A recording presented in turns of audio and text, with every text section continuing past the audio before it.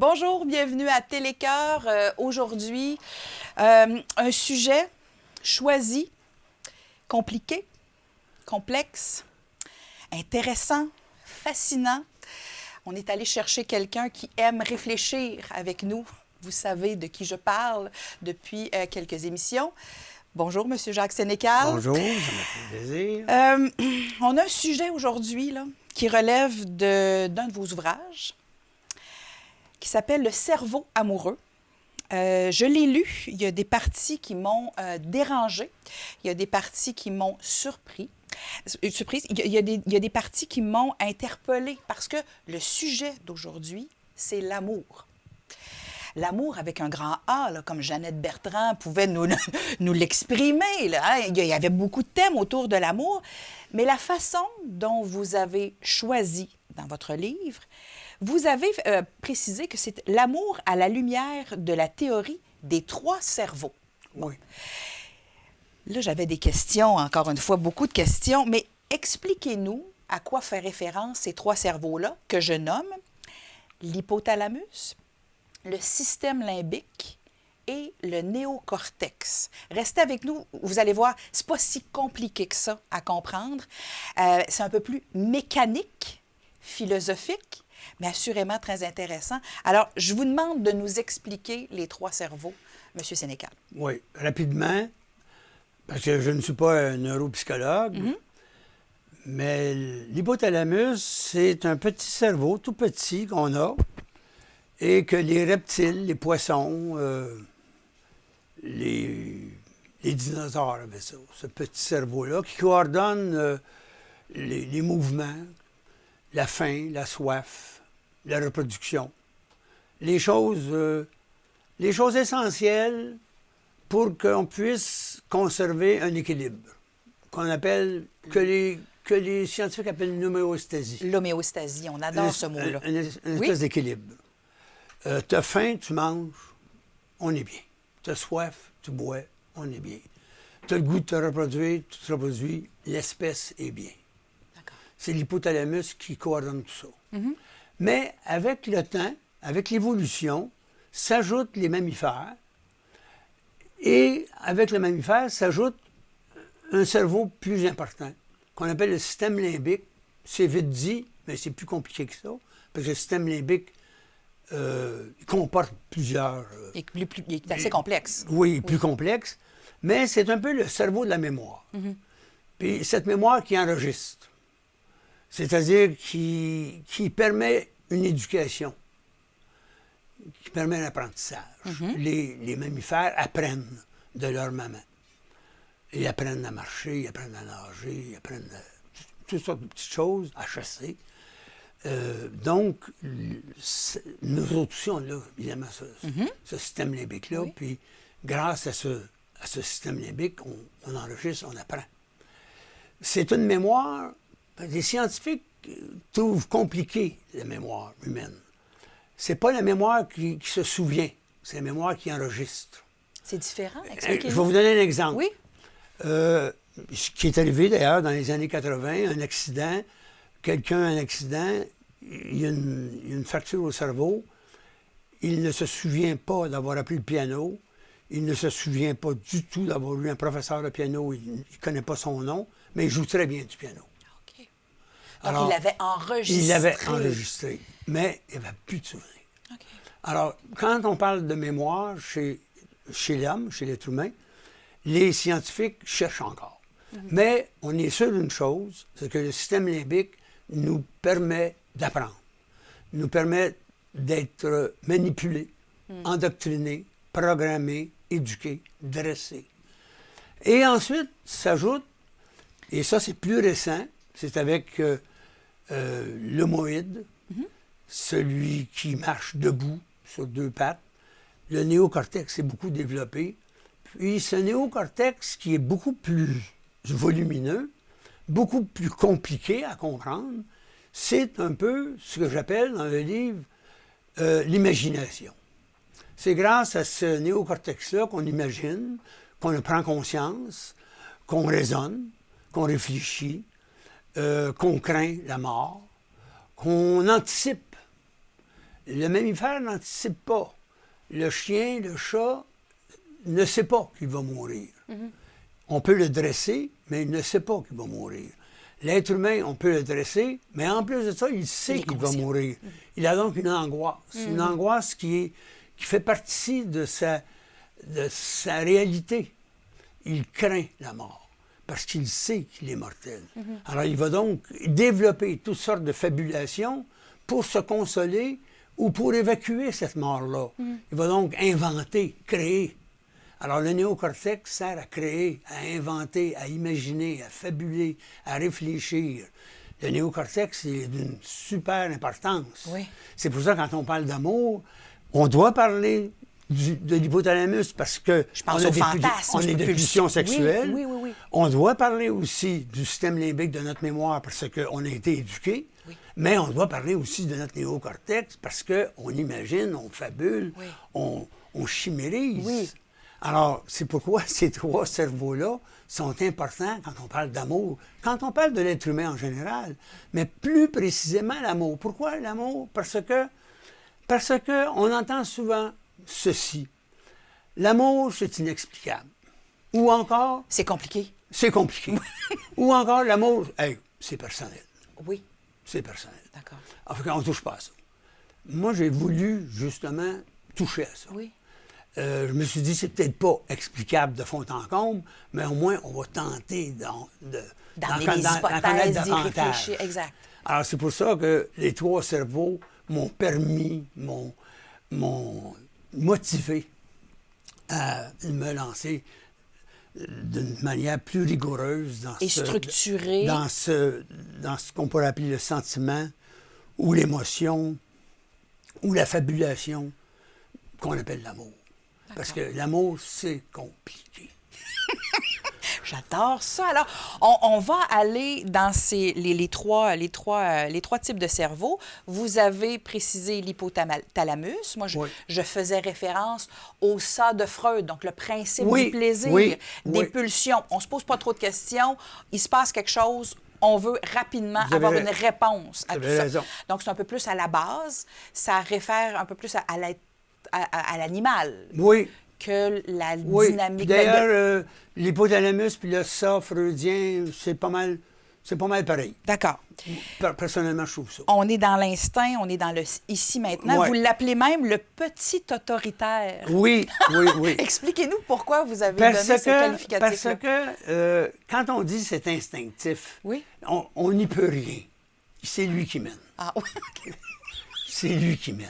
Ah oui. Tu sais, puis les Grecs ont pensé à un dieu, Eros.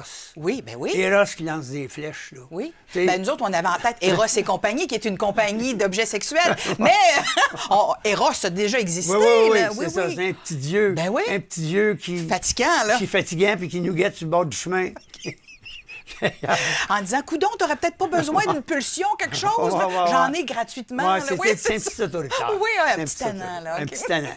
OK. Puis on le sent. Tu sais, quand on a une pulsion, il y en existe plusieurs. Tu peux avoir le goût de boire, mais ça devient à un moment donné, il faut que tu boives absolument. Tu es déshydraté. Mais la pulsion sexuelle, c'est pareil. C'est dominant. C'est difficile à retenir. Tu peux pas retenir ta soif parce que tu vas mourir, mais tu peux retenir ta pulsion sexuelle, tu ne mourras pas. Mais elle est quand même dominante. Oui. C'est pour ça que je parle du petit dominateur. Puis le petit autoritaire, le petit dominateur, est-ce qu'on peut penser qu'au fil des années, il est un peu plus présent? Donc, à 20 ans, par exemple, ou à 15-20 ans, les pulsions sont plus vives, plus... Je dis, ben oui, justement. Puis un peu moins qu'à 50, 60 ans, à ce moment-là. On a toujours notre hypothalamus, mais il ne travaille pas de la même façon. Non, c'est sûr qu'il vieillit. Oui. D'accord. Alors, il est toujours là, il est au cœur du cerveau. Il fait référence au pulsions. Et tout dépendant de comment, dans mon environnement, on a aussi choisi de baliser, de freiner mes pulsions. Ça c'est important. Ça, c'est le système limbique. Exact. C'est l'éducation. Notre système limbique, c'est notre mémoire, l'exemple que vous donniez tout à l'heure. Donc, comment, au niveau culturel, sociologique, on nous façonne? Oui. Puis chez les êtres humains, La culture, la nature, en tout cas, c'est un peu ce que j'essaie de démontrer, ça va presque ensemble. On est naturellement culturel ou on est culturellement naturel. Bon. Autrement dit, l'être humain s'est développé en même temps que ses outils, en même temps que son langage, en même temps que sa culture.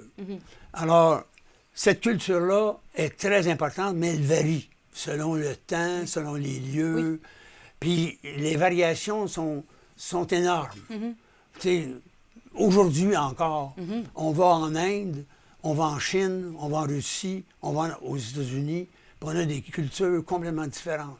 On va au Brésil, c'est complètement différent. Alors, forcément, cette culture-là, elle est transmise par la famille, par l'école, par l'environnement de communication, la radio, la télévision, les réseaux sociaux. Tout ça nous touche, nous bouleverse, nous éduque, nous programme.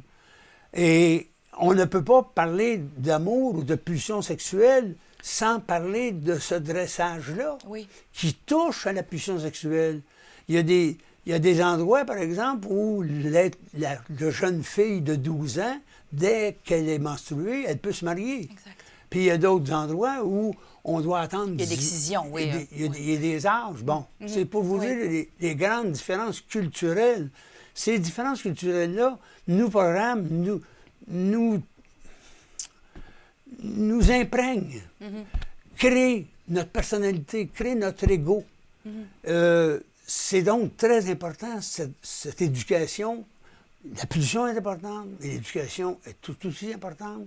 Et bien entendu, on fait intervenir à la fin le néocortex, la fabulation, les romans, les religions, les chimères, les fictions, les réflexions, la critique, tout ça, ça vient jouer dans ce qu'on appelle communément l'amour.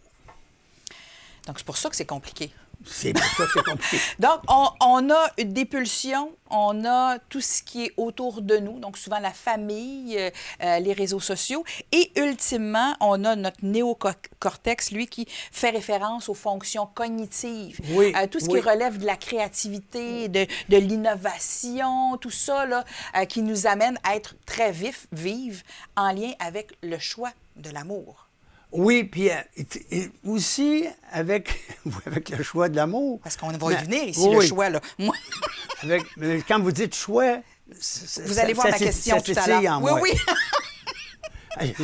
Bien, est-ce qu'on peut choisir d'être en amour, par exemple, ou choisir de ne pas l'être? C'est comme si une vie sans amour, pour moi, ça ne fait pas de sens. Alors, est-ce un choix d'être en amour? C'est une grosse question, là. Peut-être que c'est compliqué, mon affaire, là. Mais elle est super intéressante, puis je vais vous répondre, peut-être pas de manière exhaustive, mais je vais vous répondre spontanément. Ça dépend des âges. Oui. Ça dépend des lieux. Mais je vais commencer par l'âge. Je vous écoute. Quand on a 17, 18, 19 ans, la pulsion sexuelle est très en forme. Elle nous travaille beaucoup. Oui.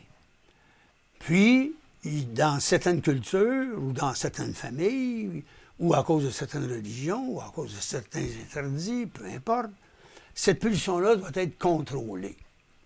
Il y en a même qui disent qu'on est doté d'un esprit pour que cet esprit-là coordonne, contrôle le corps.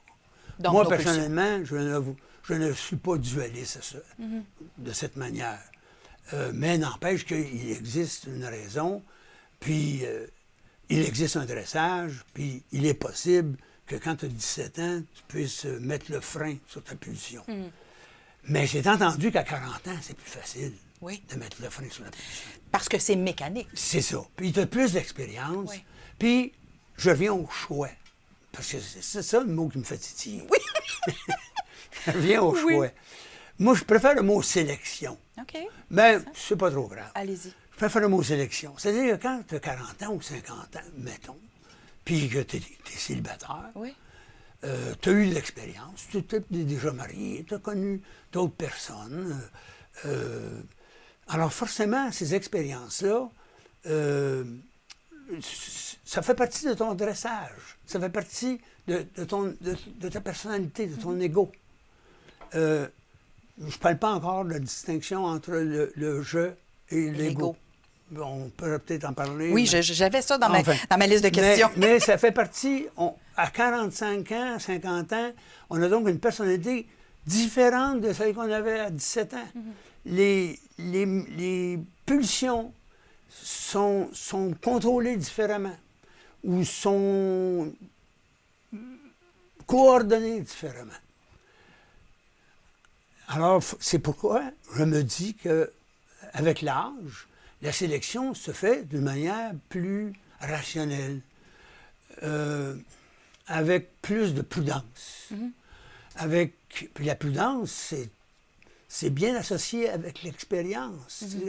À 17 ans, la prudence, ça ne veut pas dire grand-chose. À part de s'organiser pour regarder des deux côtés de la rue avant de traverser. À peu près, oui. C'est à peu près tout. Oui. Mais quand tu as 45, 50 ans, la prudence, c'est rentré en toi, là. Parce que tu as un avenir, tu as un passé important, puis tu regardes un peu, est-ce que je peux prétendre tel avenir avec le passé que j'ai, et ainsi de suite.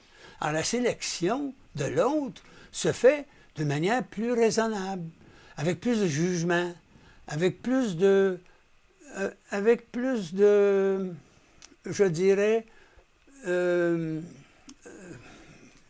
cherche le mot exact, là, la sélection se fait avec, allons-y avec le mot prudence. Puis, forcément, je pense, en tout cas, que les chances d'harmonisation sont plus grandes quand on fait le choix plus tard que quand on fait le choix plus jeune. Très intéressant.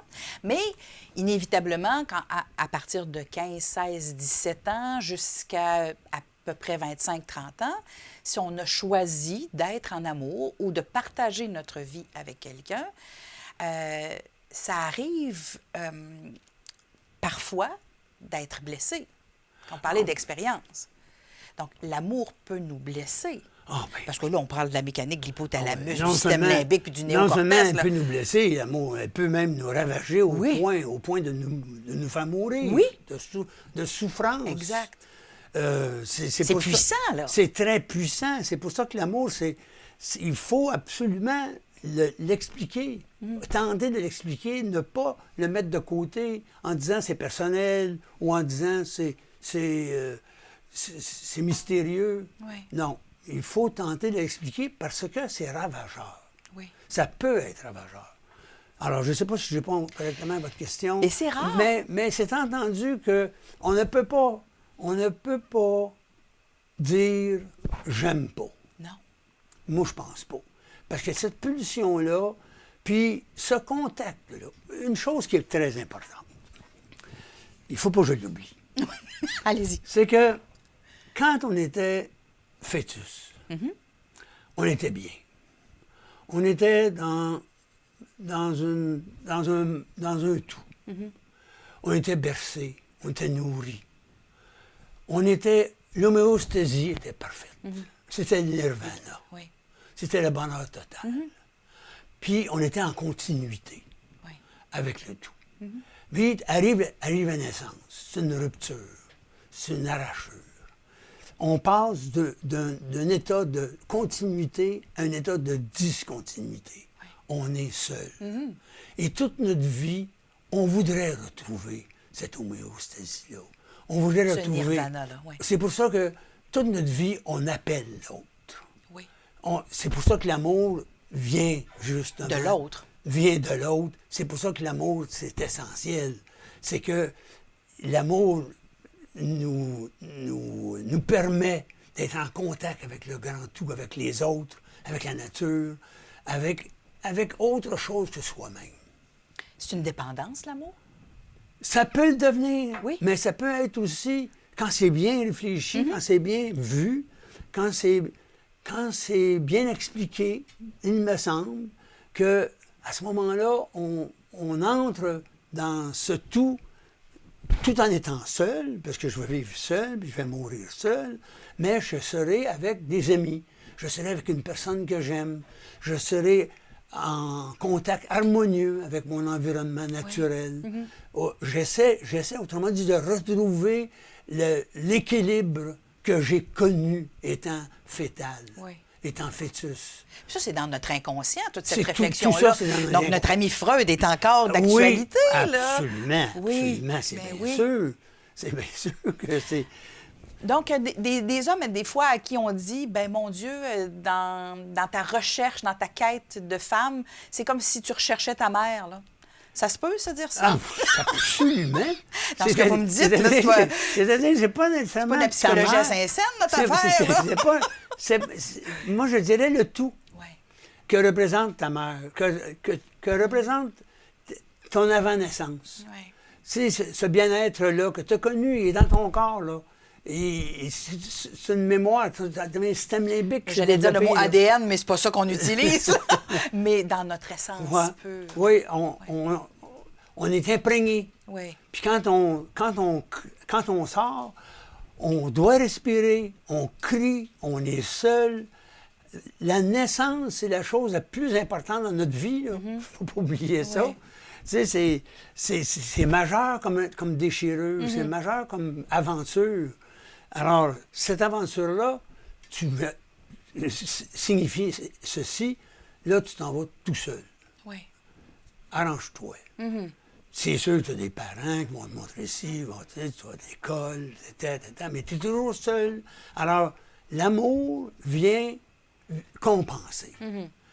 L'amour vient faire en sorte que tu puisses développer des liens avec les autres, puis avec le tout qui est la nature. C'est pour ça que moi, je trouve que l'amour de l'autre puis l'amour de la nature, ça va presque ensemble. Parce que vous l'avez nommé ici, là, donc on parle de l'amour dans la tête, mais la tête, c'est la nature. Oui. Vous avez dit, l'amour, c'est dans la tête plutôt, et la tête, c'est la nature, mais c'est aussi la culture, ce que vous avez exprimé il y a quelques instants. C'est aussi la culture, Oui. parce qu'encore une fois, tu es seul, mais t'es seul, mais tu es avec un environnement naturel et culturel. Ça dépend tout le temps si tu es en Chine, si tu es, par exemple, dans une petite peuplade là, qui a vécu en Amazonie, par exemple, qui essaie, tous les peuples, tous les petits peuples, toutes les personnes qui se sont rencontrées dans l'histoire et qui sont encore ensemble aujourd'hui, tentent quoi? Tentent d'être bien ensemble. Tendent de vivre correctement, tendent vers l'équilibre. Oui. Alors, si tu viens seul dans ce monde-là, mais forcément, tu vas ouvrir, tu vas créer des liens avec ces gens-là. Avec d'autres. Et d'ailleurs, l'esprit humain, le néocortex, qui est l'imagination, qui est la créativité, c'est aussi l'ouverture. C'est aussi une ouverture. Moi, je préfère dire le mot ouverture que le mot esprit, par exemple. Oui. Tu sais, l'esprit, c'est quoi? C'est une ouverture. C'est une ouverture à l'autre, une ouverture aux autres. Puis, c'est une ouverture parce que tu es tout seul, alors forcément, tu essaies de faire le plein. Parce que la solitude, c'est aussi une espèce de vide. Oui. Alors, l'amour, ça remplit. C'est ça. Oui. Un peu comme le lien avec la naissance, là. Oui, Ouais. oui. D'accord. D'autres questions, évidemment. Est-ce que vous croyez, vous avez parlé de religion tout à l'heure, est-ce que les gens qui décident de ne pas être en couple, comme des prêtres, par exemple, qui choisissent d'être amoureux différemment, sont plus heureux? C'est une drôle de question. Si vous me parlez de la question à moi, je vais dire oui, c'est plus difficile. Oui. Mais l'amour ou la pulsion sexuelle, Oui. d'abord, l'amour, c'est d'abord une pulsion, et ensuite, ça change, ça se transforme avec l'éducation. Mais ça se sublime, ça. encore une fois, Freud vient à notre secours. Parce que Ça se choisir comme sublime. prêtre de freiner la pulsion sexuelle, donc de ne pas avoir de sexualité pendant le reste de sa vie, si on choisit, c'est gros, là, c'est important. Oui, là, oui, d'accord. D'accord, mais cette sublimation-là, vis-à-vis un Dieu, vis-à-vis un tout, vis-à-vis un supra-humain, réconforte. Puis, ça réconforte tellement ce lien-là, la foi devient tellement forte qu'elle nous fait voir.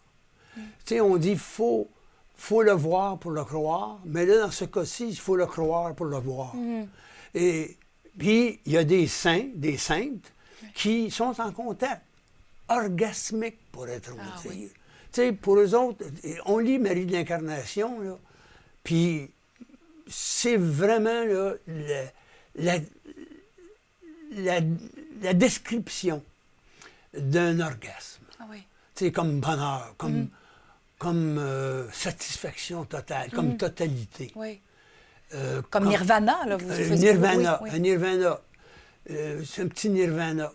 Tu sais, un orgasme, un petit Nirvana. Oui. Alors, Marie d'Incarnation, quand elle écrit à son fils, ben, elle écrit ce petit Nirvana qu'elle a avec Dieu. Je vous donne cet exemple-là, mais il y en a plein d'autres. Là. Il y a Sainte... voyons, j'ai oublié le nom. On va le trouver. C'est celle qui était... Sainte Thérèse qui était la refondation des Carmélites, là, qui a vécu avec Saint Jean de la Croix. Sainte Thérèse, je ne me souviens plus, c'est une Sainte Thérèse, en tout cas. De Lisieux? Non, pas de Lisieux. En tout cas, une Sainte Thérèse. Elle a aussi écrit, puis ses écrits, c'est des moments d'extase. Oui. Des moments orgasmiques, j'appelle. Donc, C'est dû à une sublimation. Oui. Et d'amour profond. Là. Et d'amour, ben oui. D'accord. D'amour. C'est sûr que la religion apporte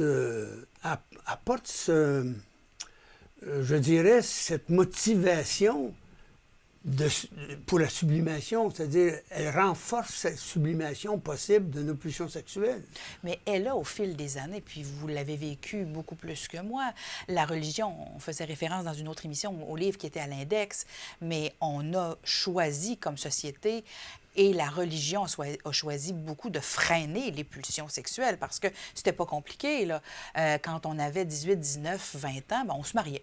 Hein? Oui. Et la sexualité était très peu expliquée. Oui, mais il y a une différence, cependant, entre la religion telle qu'elle a été vécue là, de manière populaire, que ce soit dans les institutions ou que ce soit dans les églises de paroisse, et la religion vécue par Saint Jean de la Croix ou Sainte Thérèse je ne me souviens plus dont on oublie le... Non, c'est à la même époque. Oui. D'ailleurs, ils ont vécu presque ensemble.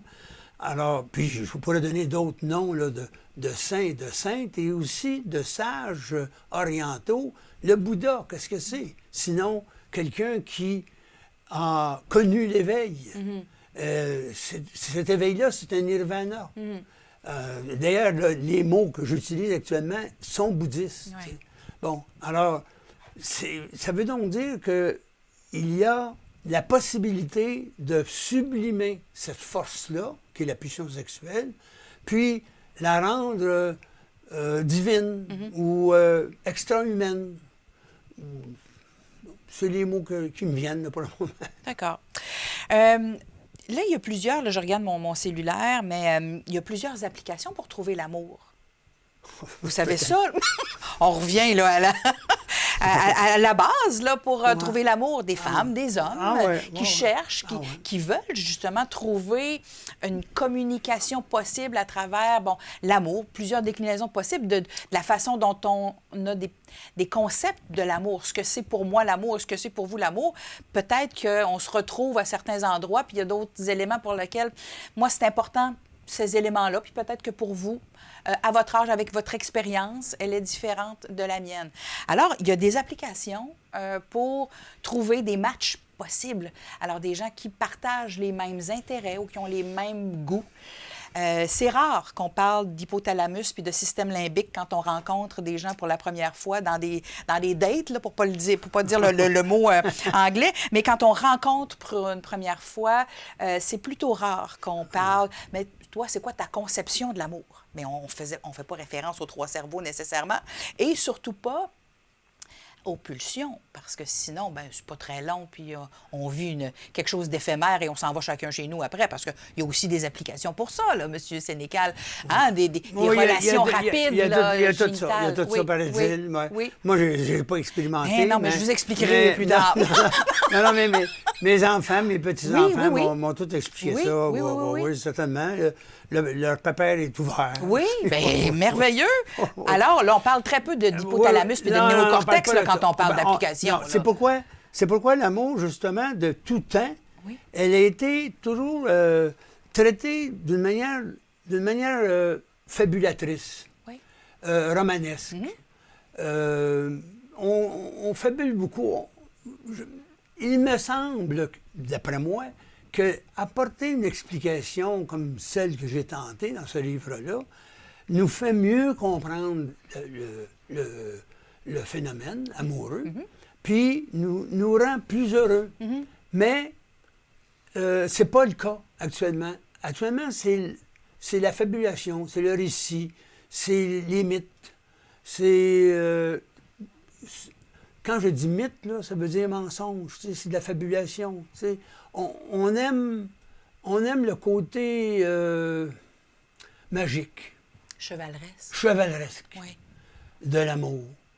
Il y a des amis que je suis des fois là, sur Instagram, un peu partout sur les réseaux sociaux. Ils ont des mariages. Là. Oui. C'est des événements. Plusieurs jours avant, plusieurs jours après. On voit les photos dans des endroits paradisiaques. Oui. Puis là, on se dit, mon Dieu, qui ont l'air de s'aimer, eux autres. Oui. Ben, on se trompe-tu un peu, M. Sénécal? Je ne peux pas vous en parler parce que je suis pas... les réseaux sociaux, je ne connais pas ça. Oui. Mais on m'en a parlé effectivement, puis on nous les montre même. Oui. Ceux qui deviennent viraux. Ben oui.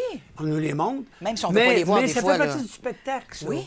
On est dans une société de spectacle. Il ne faut pas oublier ça.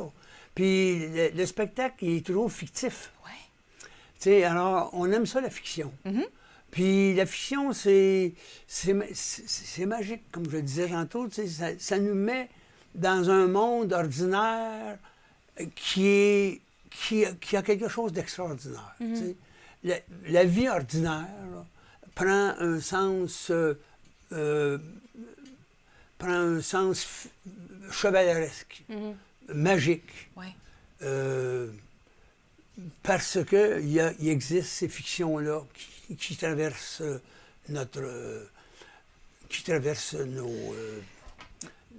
nos communications. Mais à travers les réseaux sociaux qu'on voit justement comme étant de la magie, de quelque chose de bien, si on se compare, on peut penser que notre petite vie simple est un peu méprisante pour ces gens-là.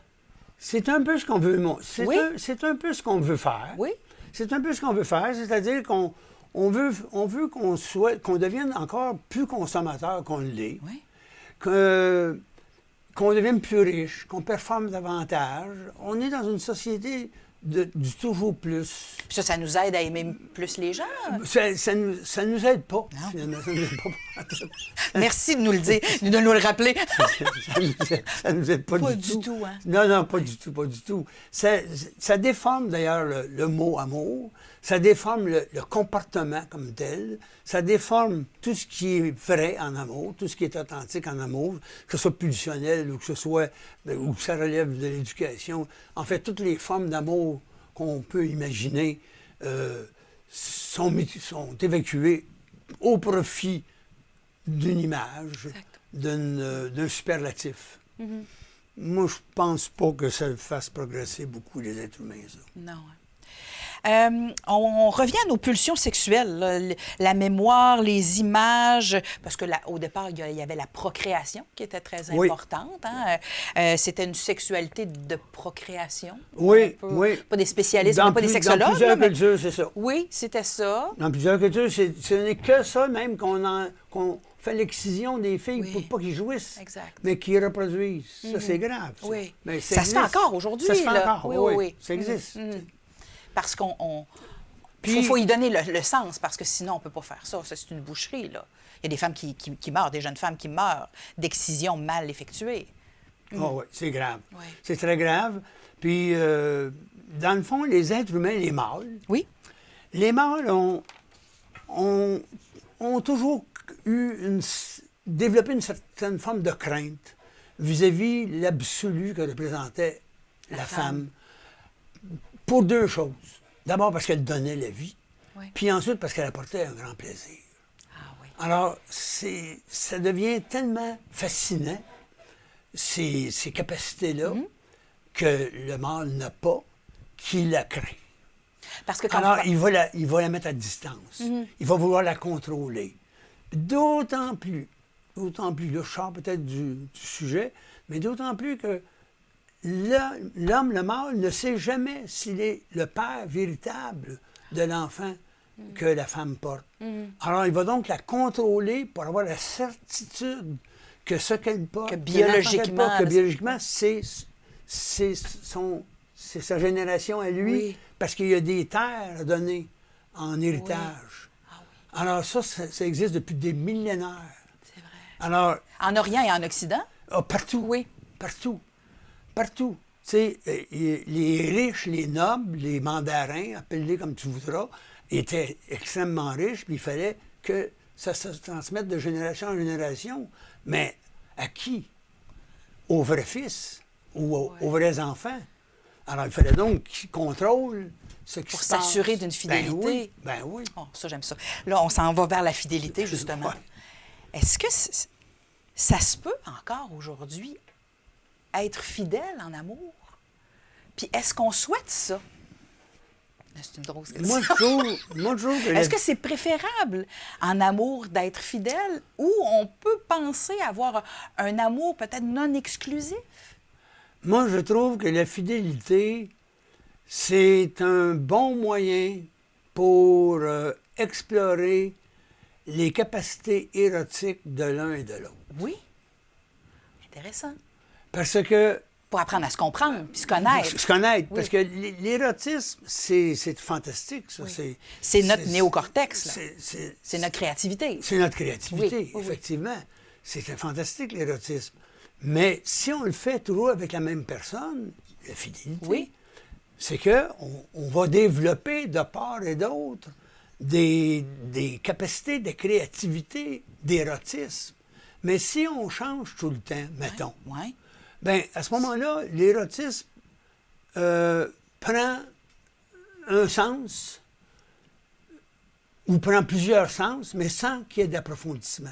Donc, l'engagement, peut-être? Est-ce que ça peut être ça? L'engagement, la fidélité, c'est un engagement.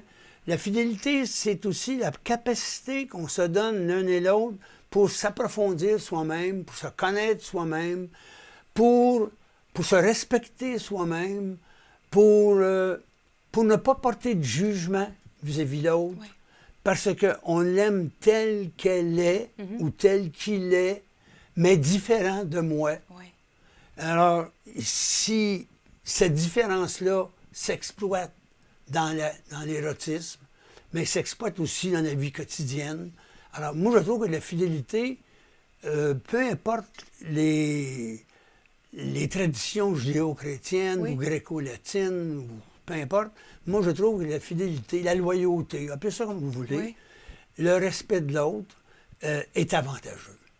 Est avantageux pour les deux personnes, puis avantageux sous plusieurs aspects, et particulièrement sur l'aspect humain, c'est-à-dire aimer l'autre pour ce qu'elle est, dans sa différence. Dans sa différence. Oui. Parce que nous sommes différents. Puis c'est pas fatigant, des fois, ça, d'être différent. Oui, mais, En mais ça peut être... Il faut l'accepter comme ça. Oui. Puis, tout en étant différent, elle est quand même une être humaine ou un être humain. Oui. On est à la fois différent et ressemblant.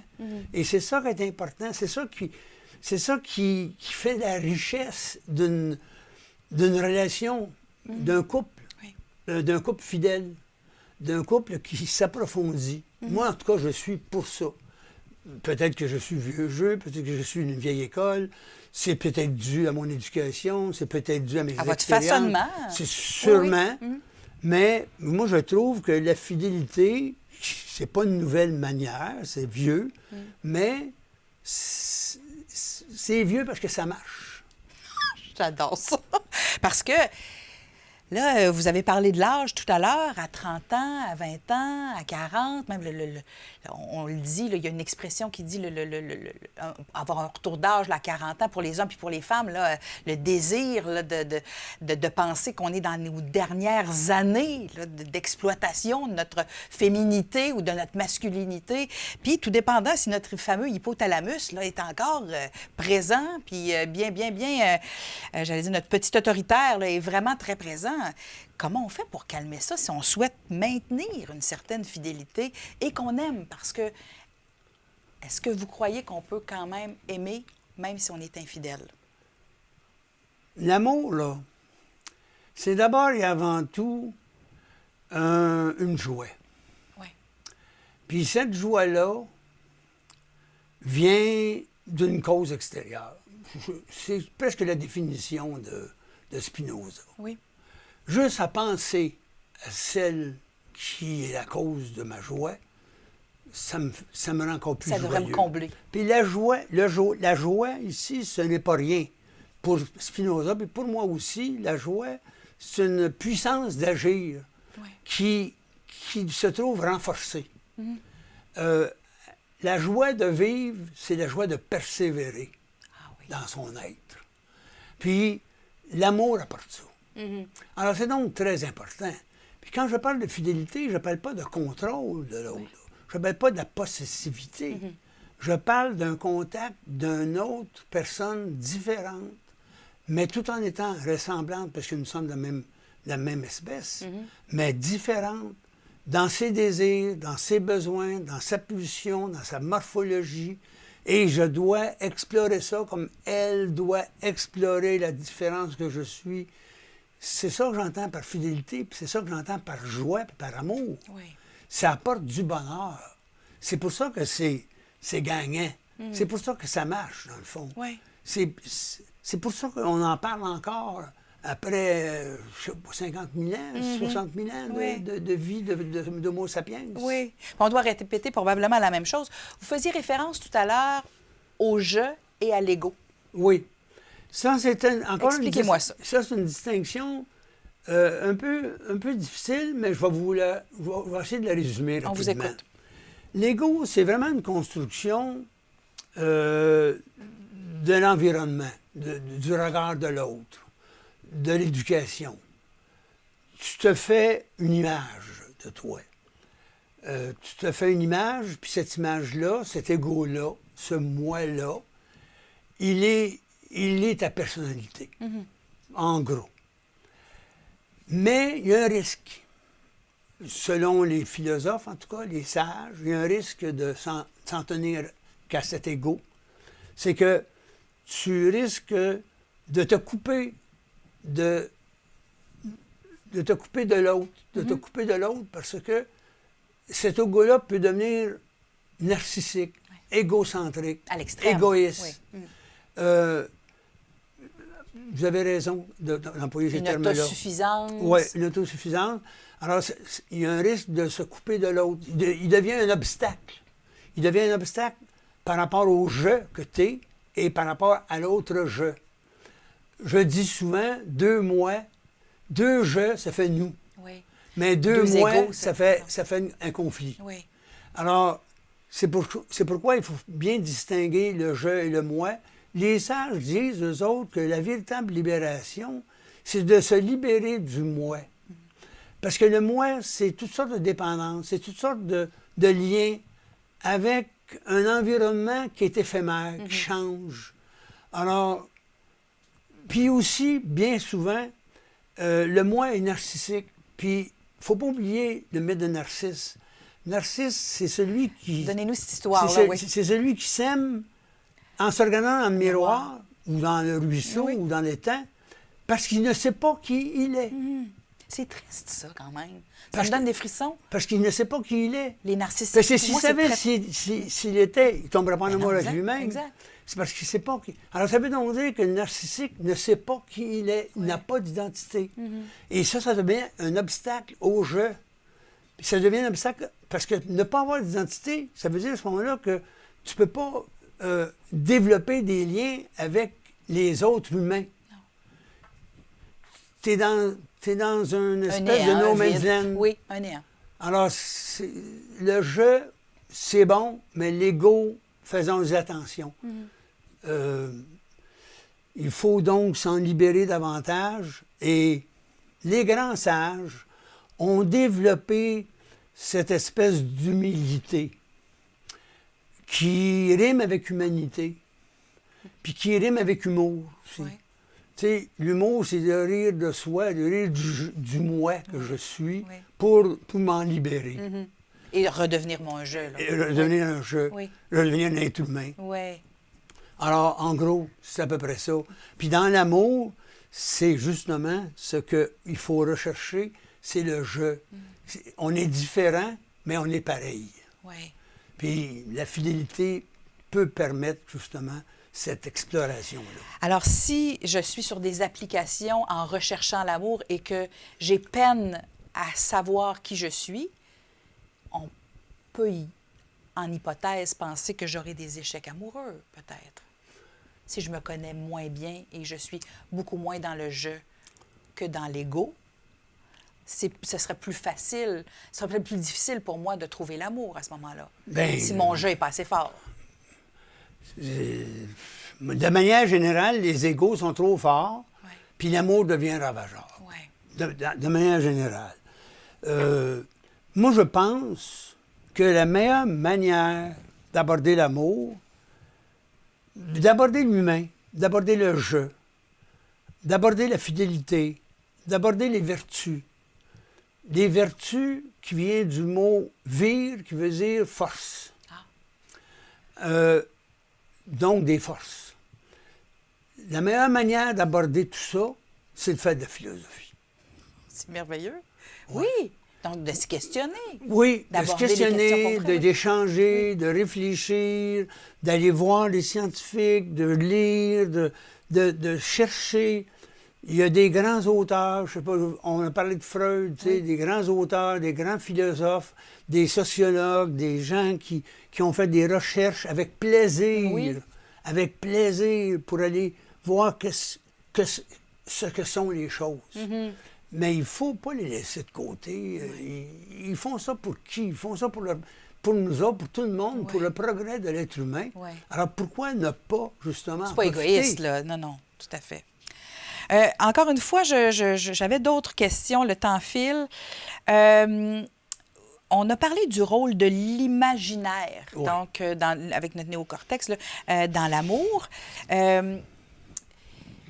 Je posais la question, est-ce que les arts, tout ce qui relève de l'art, puis vous avez abordé brièvement la sensualité en expliquant que les femmes, à travers des vertus de sensualité, ce que les hommes n'ont pas, dans la façon dont elles peuvent attirer l'homme, dans la vertu, la sensualité, le corps et tout le fantasme derrière, que les hommes n'ont pas nécessairement et qui veulent peut-être contrôler parce que quand on ne connaît pas, ça peut faire peur.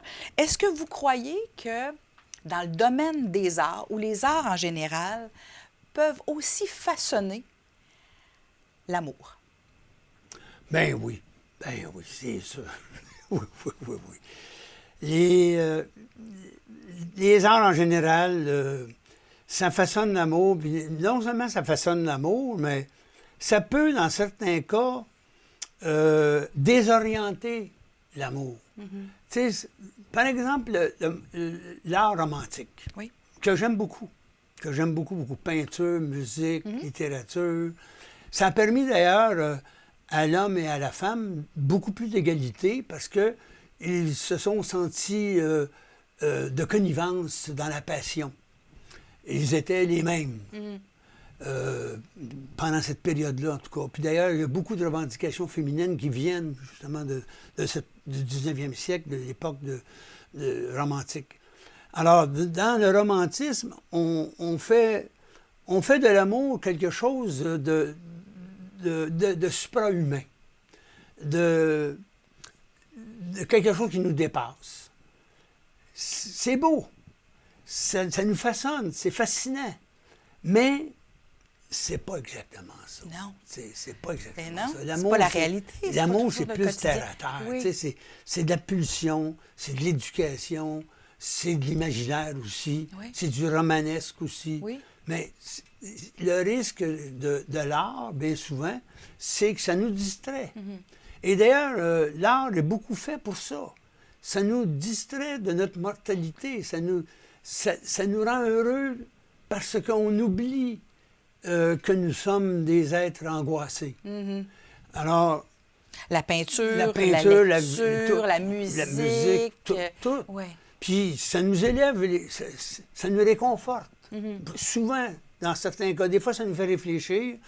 Beaucoup maintenant. L'art actuel Oui. fait beaucoup réfléchir. Alors qu'il y a eu une époque où ça nous permettait des sentiments de grandeur, de gloire. Ça dépend des époques. Mais actuellement, ça nous fait beaucoup réfléchir. Ben avant, c'était aussi les Mais ça nous fait aussi beaucoup de distractions. Oui. Parce que les arts, aujourd'hui, au moment où on se parle, il y en a autant qui sont problématiques, c'est-à-dire qui abordent la vie parce qu'elle a des problèmes. Et il y a un art aussi qui est complètement distrayant. Là. Tu sais, l'art aujourd'hui est très élastique. Et on n'est plus à l'époque du 5 arts, puis 6e, puis 7e art. Il y en a maintenant des multitudes. Oui. Et sur plusieurs chaînes aussi, Oui. en plus. Là, j'avais une question un peu pour terminer. Je regarde le temps qui nous reste. Là. Est-ce que, M. Sénécal, est-ce que aimer, c'est égoïste, c'est altruiste ou c'est compliqué? On va finir avec ça. Ça peut être égoïste. Oui? Puis quand c'est égoïste, c'est ravacheur. Oui. Quand c'est altruiste, c'est de l'amitié. Ah, ça, c'est fort, l'amitié aussi. Parce que l'amitié, ce que j'aime dans l'amitié, moi, c'est que c'est à la fois égoïste et altruiste. T'aimes l'autre parce qu'il nous rapporte quelque chose, Oui. mais t'aimes l'autre pour ce qu'il est. Oui. Alors, il y a une sorte d'équilibre entre l'altruisme et l'égoïsme dans l'amitié. Puis tu as aussi l'amour de l'autre pour l'autre. Une espèce d'amour absolu. Une espèce d'amour totalement gratuit. D'ailleurs, qui nous échappe un peu. Qui est mystérieux. Parce que comment se fait-il qu'on peut aimer au point de mourir pour l'autre? Oui. C'est rare. Ça arrive. Il y a des animaux qui le font. Oui. Puis il y a des êtres humains qui le font. Il y a un livre, entre autres, de E.T.L. Les Hommes, une jeune femme qui est morte à Auschwitz, puis qui est morte pour remplacer une autre, Ah oui. par amour. Alors, elle a écrit un livre qui s'appelle « Une vie bouleversante OK. Puis c'est bouleversant. Oui, ça doit. Oui, oui. Oui, oui. Vous m'en parlez, j'ai des frissons un peu, là. Ça s'appelle Une vie bouleversée, Oui. mais c'est bouleversant. Bien, assurément. Ouais. Oui. Mais il y en a comme ça. Il y a des gens comme ça qui se donnent pour les autres. Ça, c'est très mystérieux. Je n'arrive pas à comprendre parce que est-ce que ça fait du bien? Ça nous fait du bien de mourir pour les autres? Est-ce que ça fait du bien d'aimer l'autre pour ce qu'il est? Est-ce qu'il n'y a pas une forme d'égoïsme derrière ça? C'est là le mystère. Est-ce qu'on pourrait l'expliquer à travers nos cerveaux? Il y a des choses qui ne sont pas explicables dans le cerveau encore. Ouais. Il y a des choses qui ne sont pas explicables dans l'amour. En tout cas, c'est ce que je me dis. C'est l'amour absolu, ça me dépasse. Puis ça dépasse les scientifiques. Ça dépasse aussi. Parce qu'on ne sait pas tout du cerveau. Hein. Il y a des choses qui nous... Ceux qui travaillent fort sur le cerveau, ceux qui cherchent à le comprendre comme il faut, le disent que c'est l'objet le plus compliqué au monde. Oui. Alors, c'était ma dernière... On parlait d'égoïsme, d'altruisme, puis de dire que c'est compliqué, l'amour. C'est compliqué. Oui. C'est très compliqué. Mais c'est pas parce que c'est compliqué qu'on devrait mettre de côté le phénomène. Oui. Le phénomène amoureux est un phénomène humain qu'il faut aborder sérieusement. Donc, on pourrait se faire un petit souper, là, je parle aux téléspectateurs, téléspectatrices, un petit samedi, puis on parle d'amour. Ça pourrait être intéressant, ça, prendre le temps. Ça pourrait être intéressant, Oui. certain. Ben oui. Ben Fidélité, oui. d'amour, Ben d'engagement. oui, ben oui. Parce que chacun a une histoire reliée à Oui, l'amour. certain. Puis c'est entendu, quand on parle d'amour comme ça, en 2, 3, 4 personnes, en groupe même, on ne peut pas faire autrement qu'apprendre. Oui. Il va y avoir quelque chose de nouveau. Parce que, justement, l'amour, c'est complexe. Oui. Puis c'est vécu de différentes manières. Mais dans ce livre-là, il y a les bases. Tu sais, tu ne peux pas nier ça. La pulsion sexuelle, c'est là. L'éducation, c'est là. La fiction, c'est là. La créativité, c'est là. Mais comment c'est vécu, ça va être... Plusieurs déclinaisons possibles. Ah oui. De gens. Puis en discutant ensemble, on ne peut pas faire autrement qu'approfondir. On peut pas faire autrement qu'apprendre. Ah, regardons ça. Ah ben, tu sais, on est toujours surpris, étonné. Oui. Étonné de voir que telle chose est vécue de telle manière, telle chose, tel phénomène très, très humain est vécu d'une manière qui est étrange, mais qui est vécu quand même pour vrai, concrètement. Mais ça prend de la maturité pour être capable d'exprimer ça un peu. Ça prend de la maturité, ça prend de la Oh. curiosité, ça prend de l'amour aussi, de l'amour de la vérité, de l'amour de l'autre, de l'amour de l'amitié, beaucoup. Oui. Merci. J'ai encore un petit frisson. J'ai presque la larme aux yeux. Je vous remercie beaucoup, M. Sénécal, pour ces beaux moments-là.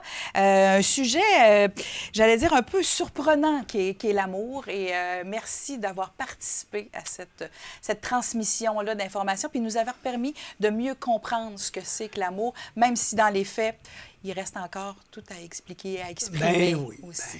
Merci beaucoup à vous d'avoir été avec nous. Au plaisir.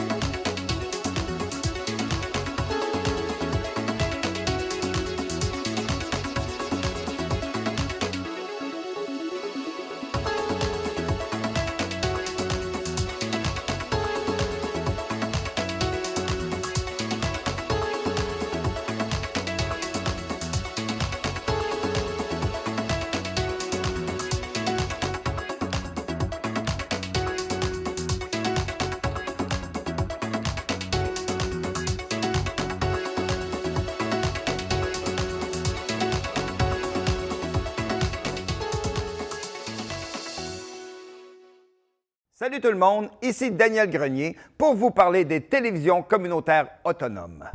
42 télévisions situées dans 15 régions administratives du Québec. Elles parlent des enjeux locaux et